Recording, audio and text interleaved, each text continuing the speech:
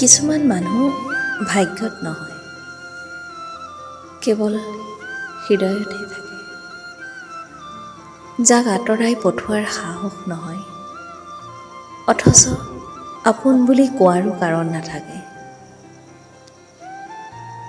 পাহৰি পেলাব নোৱাৰাৰ বাবেই হয়তো ৰৈ যায় হৃদয়ৰ একোণত কেৱল এটোপাল চকুলো হয়। বিষ এটা হৈ উজাই অহা মনৰ আঘাতবোৰ জীৱনৰ এক অংশ হৈ ৰৈ যায়। প্ৰত্যেকৰে জীৱনত এনেকুৱা এক অতীত থাকে যি কেতিয়াও ভৱিষ্যত নহয় আৰু বৰ্তমানতো যাক ধৰি ৰাখিব নোৱাৰি, কিন্তু স্মৃতিৰ বাকৰিৰ সোঁৱৰণি কৰি চিৰদিন ৰৈ যায় কাহিনীবোৰ।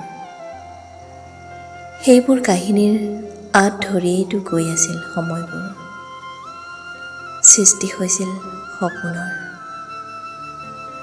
কেতিয়াবা বাধ্য হয় মন, কেতিয়াবা সলনি হয় সময়, কেতিয়াবা বাধা হয় পৰিস্থিতি, যাক হেৰুৱাৰ ভয়ত আমি চকু পানী টুকো। কেতিয়াবা তেওঁৰ সন্মুখতে মুখত এটা মিছা হাঁহি লৈ থিয় হওঁ, যাক নোপোৱাৰ ক্ষোভত জীৱনটোৱে বৃথা বুলি ভাবোঁ। কেতিয়াবা তেওঁ দেখাকৈয়ে জীৱনটো উদযাপনৰ প্ৰস্তুতি কৰোঁ, যাক পাহৰিব নোৱাৰাৰ বাবেই দিন ৰাতি স্মৰণ কৰোঁ। কেতিয়াবা তেওঁৰ কাষেৰেই অচিনাকিৰ দৰে পাৰ হৈ আহোঁ।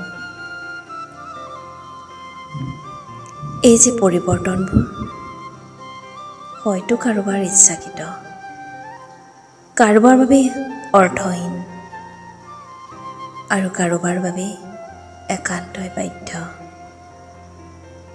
তথাপি এয়াই সত্য আৰু সত্যতাক স্বীকাৰ কৰি আগুৱাই যাব পাৰিলেই প্ৰতিটো স্মৃতি সুন্দৰ, প্ৰতিটো বৰ্তমান সুখৰ আৰু প্ৰতিটো ভৱিষ্যতেই ৰঙীন। কথা সূৰ্য গগৈ।